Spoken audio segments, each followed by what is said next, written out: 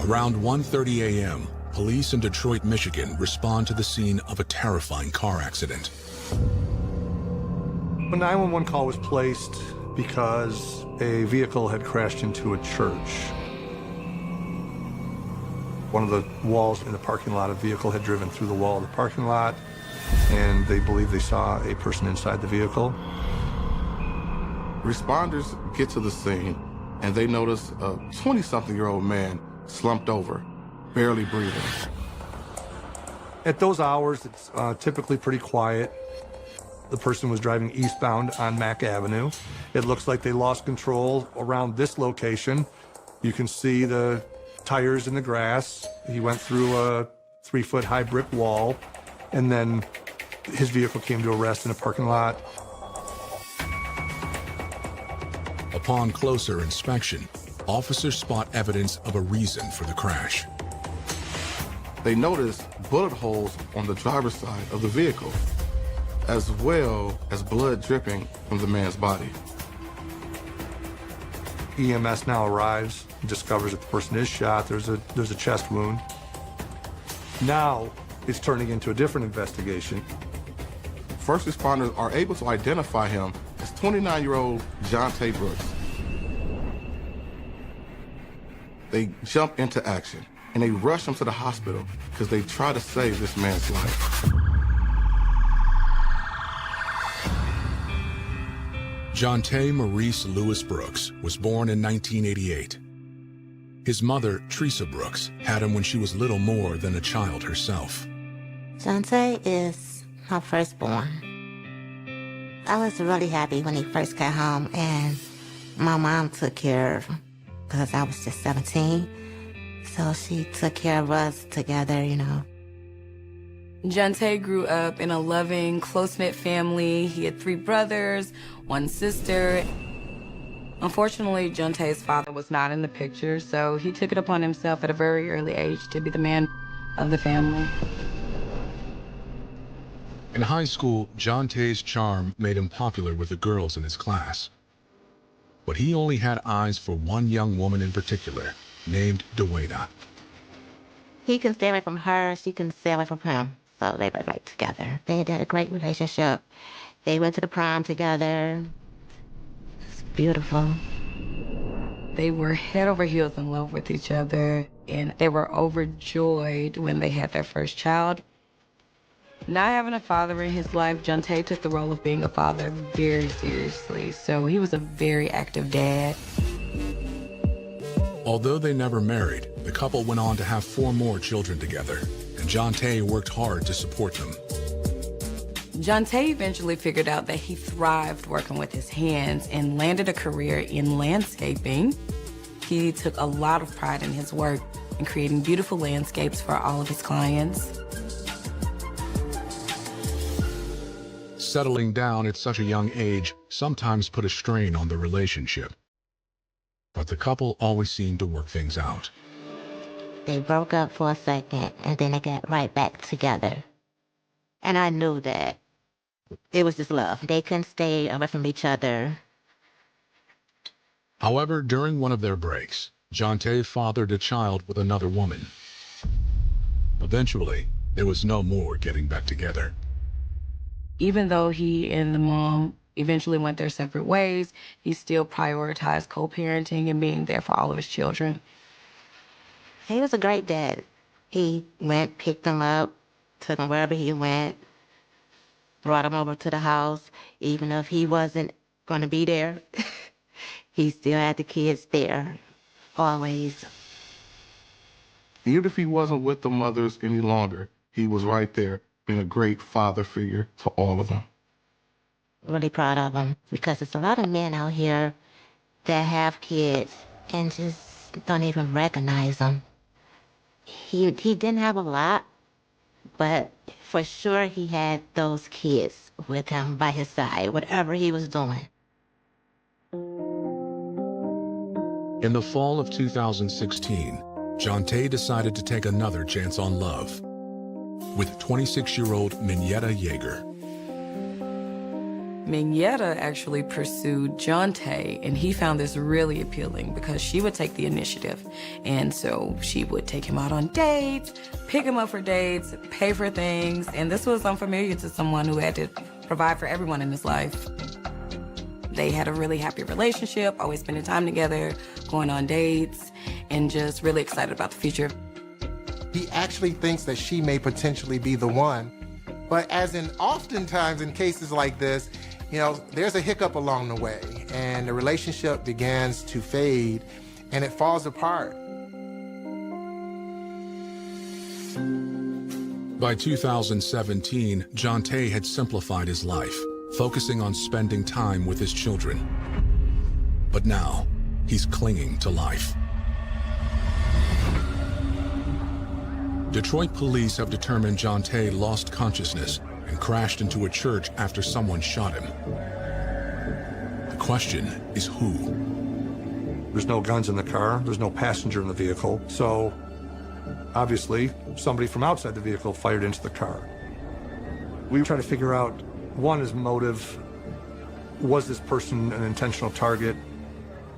Was it an accident? Witnesses tell police a truck was pursuing Jonte shortly before he crashed. Several witnesses noticed the white minivan seemed to be trying to get away from the red pickup truck. However, once the white minivan crashed into the church, the red pickup truck fled the scene. They were not able to see the license plate. However, they did notice there were two people in the vehicle, a man and a woman. Unfortunately, none of them saw the shooting. Officers survey the scene and notice there are no shell casings at the church. They realize the shooting must have occurred somewhere else. We would call that a two-part scene. The secondary crime scene would have been where he was found. The original crime scene would be where he was shot. One theory was that this was possibly a road rage incident, because that's what normally happens if you see one vehicle chasing another down the road. In that specific area, we haven't responded to too many homicides. There is a little bit of prostitution over there. There's some breaking and entering of automobiles and stolen cars and things of that nature. Now, the investigative wheels are spinning to where this could have happened at. As officers are surveying the scene, they notice down the street at the gas station, there are multiple cars and blue flashing lights. And they wonder, is this part of the current scene?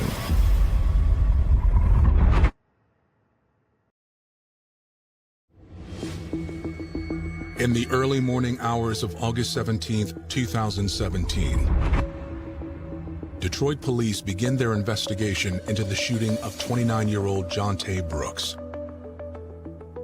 Before they've even finished interviewing witnesses, they receive some tragic news. Unfortunately, the paramedics were not able to save his life, and he does die at the hospital. He was killed from a single bullet that went through his right shoulder and went through his lungs. So now you have a murder investigation. And now, where was he murdered? Flashing lights from patrol cars at a gas station nearby tip off officers to the possible location. Coincidentally, there's a crime scene just down the street. Second call that had come in for shots fired at the gas station. Officers at the scene were quickly able to determine that the two incidents were connected. When investigators arrive, they find evidence of a relentless attack. 17 spent shell casings scattered on the ground. Officers notice all 17 shell casings are the same, so they seemingly come from the same weapon, meaning there's probably just one shooter. After Jonte was shot, he tried to get away. Unfortunately, he succumbed to his injuries, swerved and drove right into the church and crashed.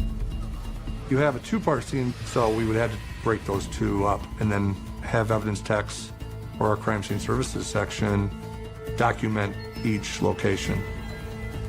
17 shell casings tell a story within itself, right? It says someone wanted someone dead. Officers talked to the gas station owner, and he says he then noticed a red pickup truck pull up and a white minivan pulled up right next to it. He heard some arguing and heard some gunshots, about 6 or 7 of them. The owner tells police that when he ran to the window, he caught a glimpse of the shooter. The gas station owner noticed it was a young black woman shooting at the white minivan. At this point, the white minivan pulled out and sped off. The woman followed, shooting on foot at the white minivan, then jumped back into the red pickup truck and tried to follow him. Unfortunately, he's unable to provide a description of the driver or the license plate. People don't look out the window and expect a homicide to happen and say, I'm documenting it step by step by step. I'm looking at my watch. Okay, it's now. They're not doing that. You know, you're busy doing this. All of a sudden you hear something, you look, and you only capture this much. Luckily, the gas station has security cameras covering the entire area. What's better than the witness account is the video at the store, which captures the event in its entirety from start to finish.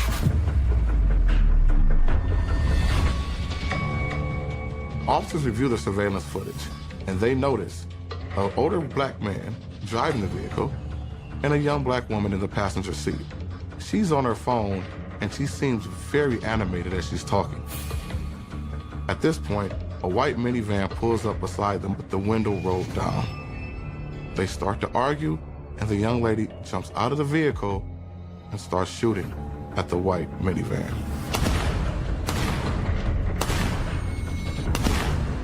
Based on the video footage, there wasn't any delay, there was no physical contact, there wasn't any of that. The video provides investigators with enough information to identify the driver. Not only does the surveillance footage show the shooting happening, it also reveals the license plate of the vehicle. They're able to tell the vehicle belongs to 44-year-old LeBaron Borum. The officers check his DMV photo, and they notice there is a resemblance to the person in the surveillance video. The officers also realize he lives in the neighborhood of the gas station. From that, we did surveillance and were able to locate the vehicle parked in the driveway. And from there, we were able to locate and eventually interview the owner of that red pickup.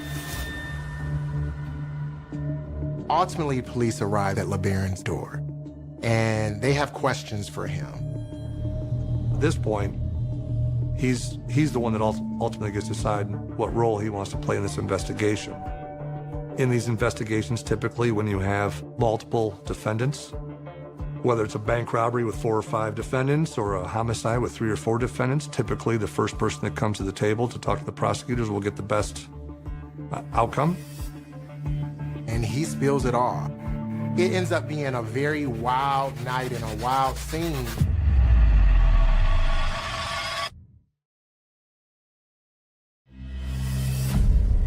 Detroit police are questioning 44-year-old LeBaron Borum, one of 2 suspects identified at the scene of Jonte Brooks' murder.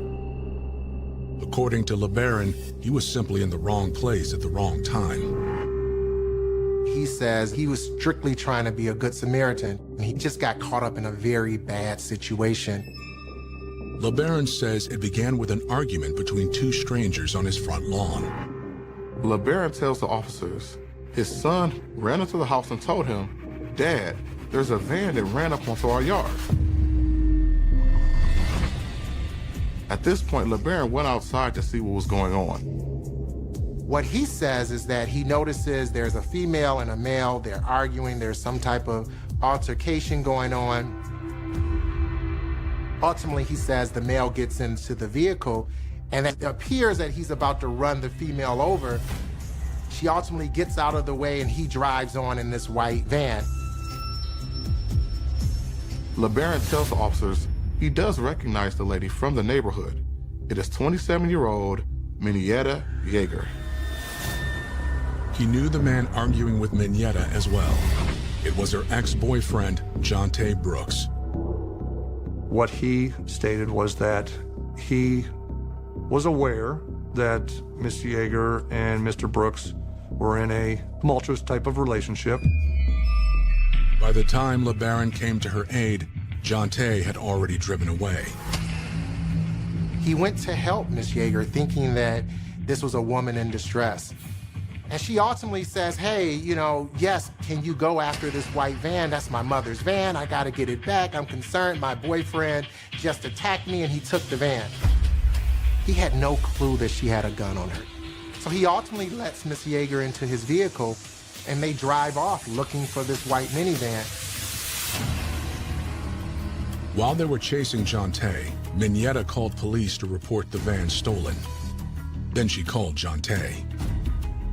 Miss Yeager said her plan was to try to keep Jonte on the phone as long as possible so the police can get to him and he could be arrested. There's some heated words being said back and forth. Ultimately, he also hears that they agreed to meet up on the east side of Detroit at a gas station in the area of Van Dyke and Warren Avenue. And this would have been around 1 o'clock in the morning on August 27th. When they get to the gas station, there's no Jonte. And so, she instantly calls Jonte on her phone. She argues with him, why didn't you show up? Well, apparently he did show up because he says that he noticed that she was in a vehicle with another man. He's not too happy about that, according to her, and he has choice words. She indicates to LeBaron that he ultimately makes a threat towards her, saying he's gonna kill them. At this point, LeBaron was reconsidering his decision to get involved. But he ultimately agreed to drive to another gas station. LeBaron tells the officers Jonte pulled up about a minute later. But then they started arguing because he was highly upset. He says something to apparently push her buttons. She immediately gets out the vehicle and pulls out a weapon. And she starts to fire into the vehicle that Jonte is in. Mr. Brooks, without hesitation, just hit the gas and took off. In the course of the shots being fired at the vehicle, Mr. Brooks was shot. But the harrowing encounter wasn't over yet. At this point, LeBaron is terrified. He didn't know what just happened. He wanted to just get out of there. However, Ms. Yeager jumped back into the vehicle and told him to just drive. As Jonte is attempting to get away, he's obviously shot and he's obviously hurt because he then pulls into the lot of a church which is nearby on Mack Avenue and at that point collapses. LeBaron seeing this and Miss Yeager seeing this as they're chasing him, they then decide to pull off and keep going. What LeBaron indicates to the police is that he noticed some lights behind him and, he freaks out. He saw the police coming and he did not want to be a part of that at all. He decides to turn down a side street. He ultimately makes his way back home. And strangely enough, he says that Miss Yeager just gets out the vehicle and walks back home. Doesn't say a single word. And from that point, he says he doesn't hear from her ever again. In fact, he doesn't hear anything else until police arrive at his door.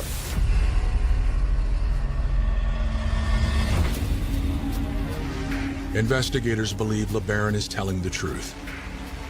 Unfortunately, his actions still make him an accessory to murder. I don't know if Miss Yeager was intentionally trying to kill Mr. Brooks, but her reckless display of firing a weapon and her disregard for life or anything, the outcome was ultimately homicide. So here we are. He is ultimately charged as an accessory after the fact. And police charged him because he helped her flee the scene. And then he doesn't immediately go to police.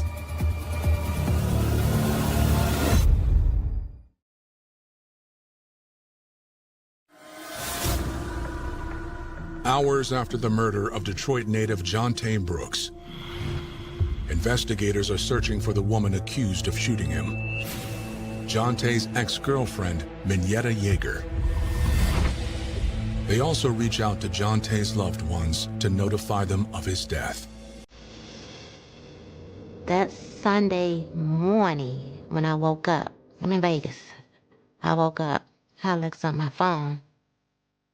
My phone is flooded with missed texts and messages. So I listened to one of my voicemails. It was my youngest son. And he said, "Ma," he was crying. He said, "Ma, I can't believe this. This girl killed your son." I called home. I said, "What is going on?" My youngest son said, "Ma, I just got back from the hospital.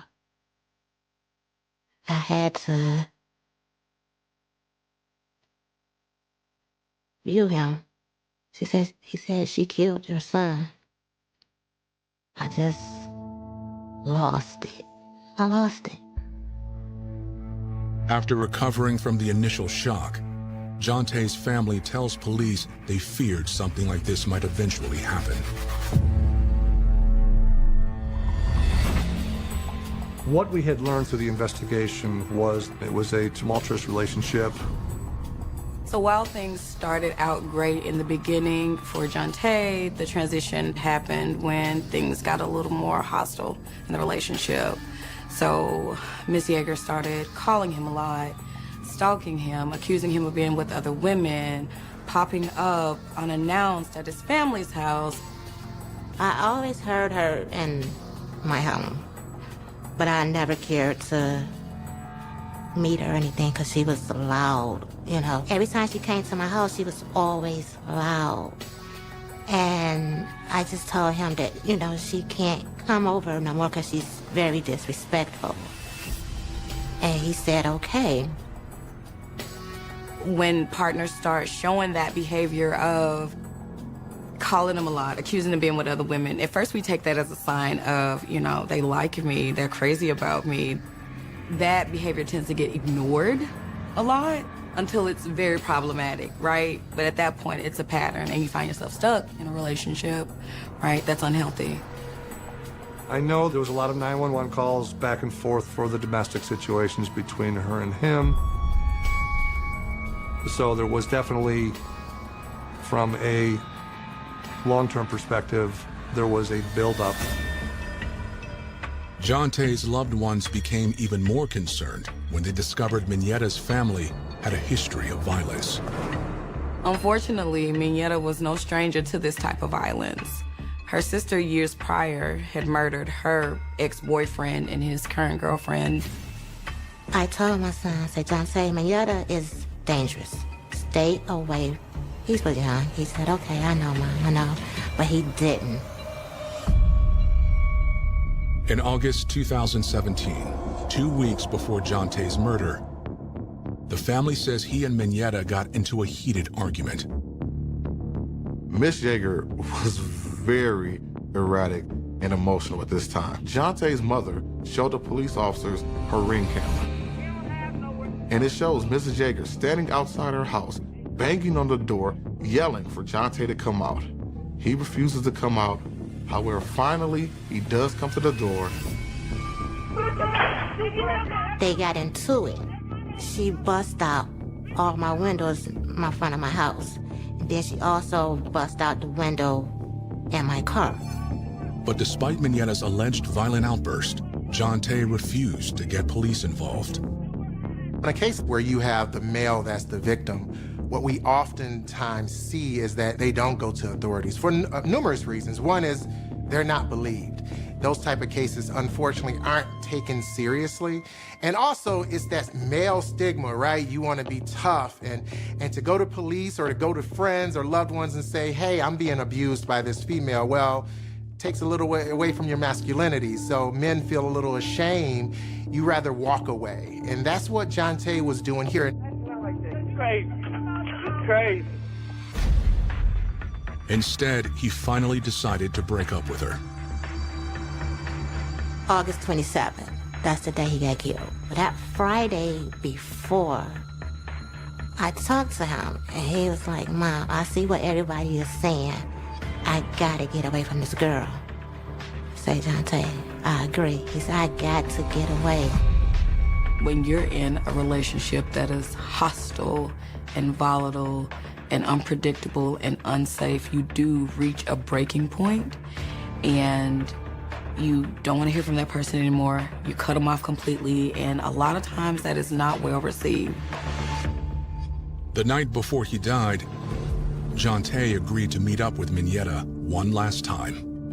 What we know is that on August 26th, Jonte is contacted by Miss Yeager, and she's insistent. She wants to meet with him. She wants to talk. He's trying to tell her, no, it's over. I'm moving on. There's nothing else, I need to talk about. And she wants to meet him at his aunt's house, which is not far from where she lives.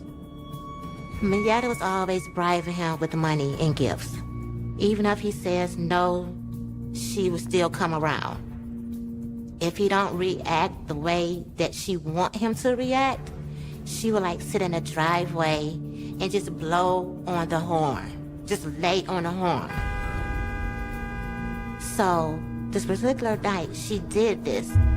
Jonte didn't want no problems, because this was my sister's house. And she was beating on the door at first. My sister came to the door and told her that Jonte is asleep. So she go back to the car and just lays on the horn at my sister's home. Jonte came outside and, he went with her. Just a few hours later, Jonte was dead. And now, investigators can't find Mignetta anywhere. They've been cabin seating the neighborhood. They put a bolo out. At this point, they even go to the news media because they cannot find her anywhere. This is on 11 o'clock news, 6 o'clock news, and ultimately someone does see and does give information. It's her, it's Miss Yeager herself.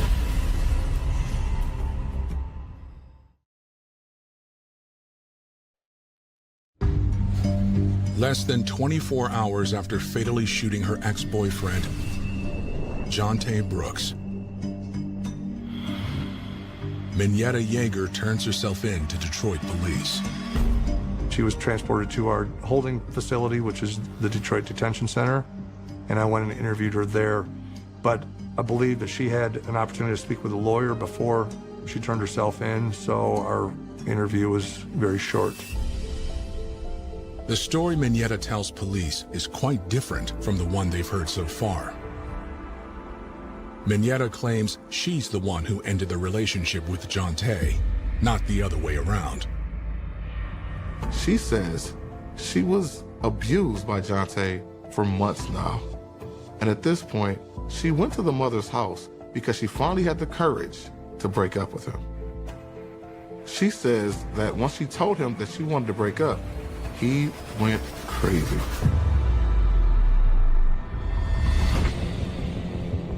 According to Mignetta, Jonte is the abuser in the relationship. And on this night, she says that he pulled her out of the van, beat her up, even beat her with a pistol at one point. She finally was able to get away and run away from him. But no, he took the van and tried to run her over. At this point, LeBaron was there, and she saw him, and he offered to help. Mignetta says she asked LeBaron to drive her to the gas station, intending to get her van back from Jonte. As she got out of LeBaron's truck, he handed her a gun to protect herself. She says, in fact, that it was LeBaron who had the weapon and that she was simply there to just talk to Jonte. But she takes the weapon. She's in fear. She's in natural fear. She doesn't know what Jonte's gonna do. She says ultimately, out of self-defense, she shoots at Jonte. That she probably shot once or twice, 2 or 3 times at most. But then she tells police that her memory is foggy about the exact details.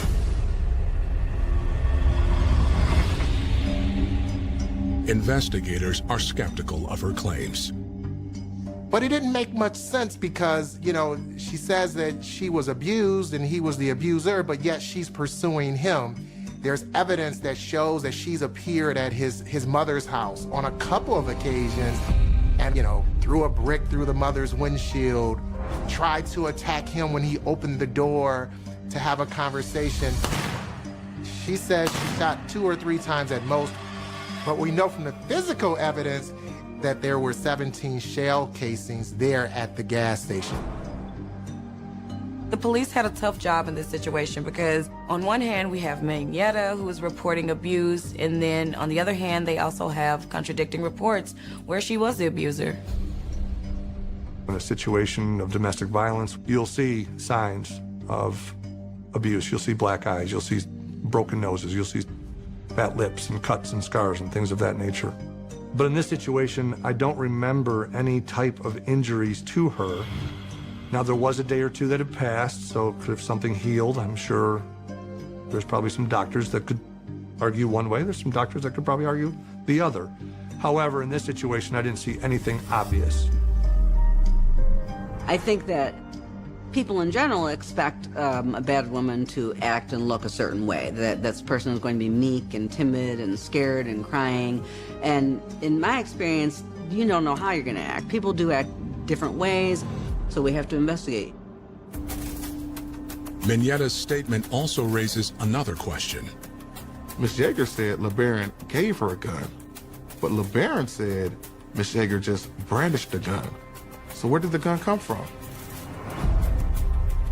It's a very important detail because if LeBaron, in fact, did hand her this weapon, well, maybe this is not a first-degree murder case. Maybe this is a second-degree murder case or manslaughter.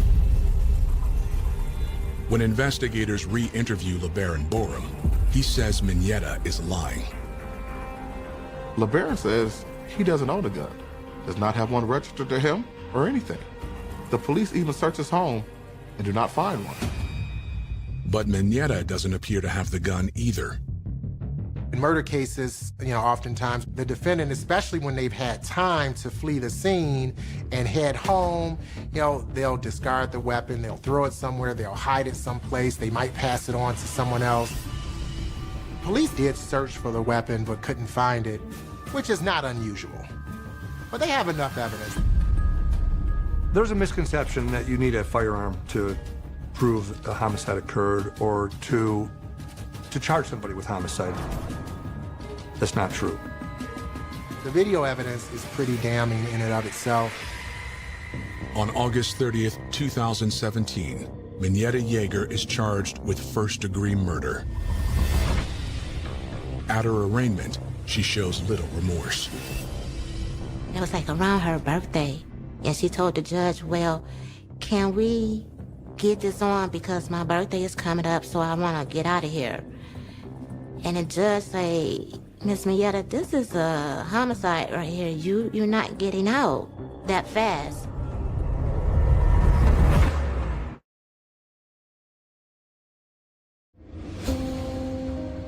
On September 6th, 2017, family and friends of Jonte Brooks gathered to pay their last respects. He had a big funeral.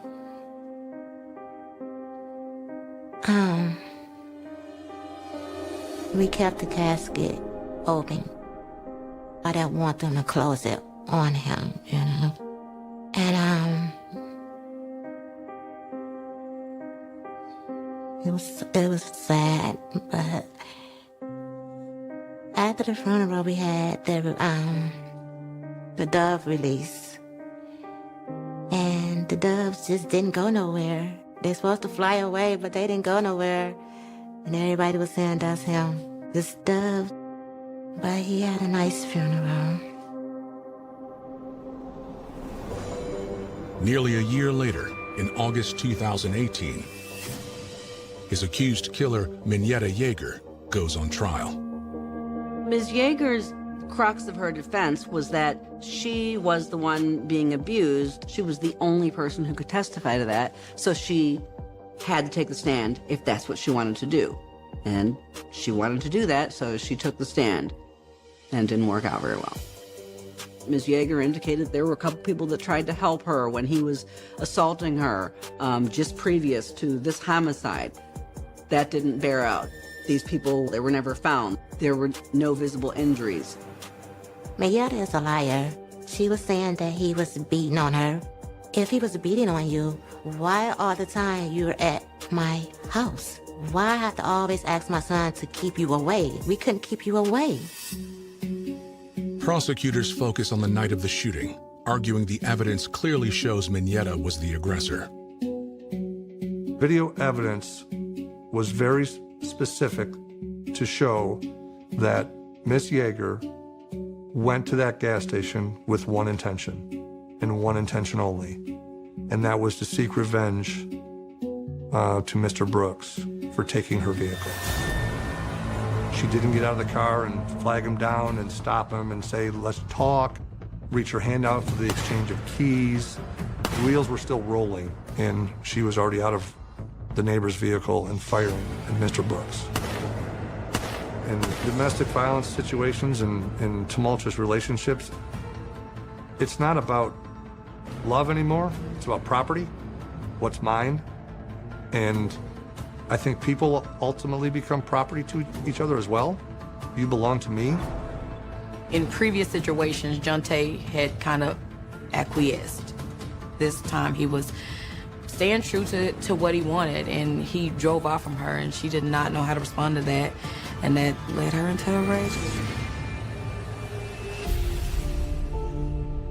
After a 3-day trial, the jury finds Mineta Yeager guilty as charged. We were able to have Ms. Yeager convicted of first-degree murder, and that is mandatory life in prison in the state of Michigan. And the judge asked her, did she have anything to say to me or the family? She said no. She was looking directly at Dwayna and really smiling, which is evil. Pure evil. LeBaron Borum is also convicted of being an accessory after the fact. He serves less than 2 years in prison.